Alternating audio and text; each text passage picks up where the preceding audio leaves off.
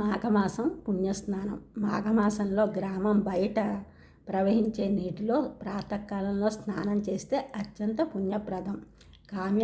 కర్మలను ఆచరించకుండా ఉత్తమ గతిని పొందాలనుకునేవారు మాఘస్నానాలు చేయాలి. వైశాఖ మాసంలో ఉదక అన్నదానాలు ఉత్తమం. కార్తీకంలో తపస్సుకి పూజకి ప్రాధాన్యం ఉంది. మాఘమాసంలో ఎవరైతే సూర్యోదయానికి ముందు స్నానం చేస్తారో, వివిధ రకాల దానాలను, విష్ణు స్తోత్రాలని చేస్తారో వారికి శాశ్వతమైన దివ్యధామం ప్రాప్తిస్తుంది. కామభావనతో స్నానం చేస్తే మనోవాంఛ తీరుతుంది. నిష్కామ భావనతో స్నానం చేస్తే ముక్తి లభిస్తుంది. నిరంతరం దానాలు చేసేవారికి, అరణ్యంలో తపస్సు చేసేవారికి, ఎప్పుడూ అతిథి సత్కారాలలో నిమగ్నమై ఉన్నవారికి ఏ విధమైన పుణ్యం లభిస్తుందో ఆ పుణ్యం మాఘస్నానం వల్ల లభిస్తుంది. సాధారణంగా మానవుడు చేసిన పుణ్యం సమాప్తం కాగానే స్వర్గం నుండి పంపివేయబడతాడు. కానీ మాఘస్నానం వల్ల లభించే పుణ్యానికి సమాప్తం అంటూ ఉండదు. దీనికి ఒక గాథ ఉంది. పూర్వం కైలాసగిరికి పశ్చిమాన మణిమకుటం అనే పేరుగల పర్వతం ఉంది.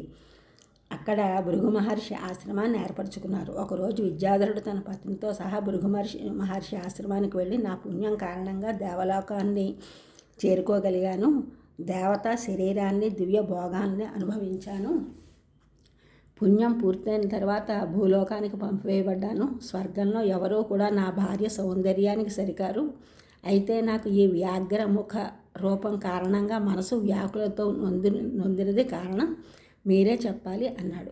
దివ్య దృష్టితో భృగు మహర్షి విద్యాధరుని పూర్వవృత్తాంతం తెలుసుకుని, నీవు మాఘమాసంలో ఏకాదశి వ్రతాన్ని ఆచరించి ద్వాదశి నాడు ముఖానికి తైలం రాసుకున్న కారణంగా నీకు వ్యాఘ్రముఖం ప్రాప్తించింది. పూర్వం పురూరవుడు కూడా ఈ విధంగా ఏకాదశి వ్రతాన్ని ఆచరించి ద్వాదశి నాడు తైల సేవనం చేయడం వలన పురూరవునికి కూడా వికారంగా దేహం తయారైంది. అప్పుడు పురూరవుడు గంగా తీరంలో దర్భాసనంపై కూర్చుని విష్ణువు గూర్చి తపస్సు చేశాడు. విష్ణువు ప్రత్యక్షమై సుందర రూపాన్ని ప్రసాదించాడు.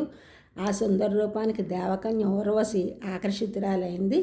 సుందర రూపాన్ని పొందిన పురూరవుడు తన నగరానికి తిరిగి వెళ్ళాడు అని భృగు మహర్షి విద్యాధరునికి తెలపగా, అతను మణికుట నదీ జలాల్లో మాఘస్నానం చేసి తన పురాకృత పాపాలు నాశనమై పూర్వరూపం పొందగలిగాడు. భృగు బోధించిన మాఘస్నానం మహత్యం అందరికీ శ్రవణయోగ్యమైనది, ఆచరణయోగ్యమైనది. నేను ఇది ఫుల్ వీడియో పెట్టాను, అందులో చూడండి. ఛానల్ చూసిన వారు కూడా సబ్స్క్రైబ్ చేయండి, షేర్ చేయండి, లైక్ చేయండి, కామెంట్ చేయండి.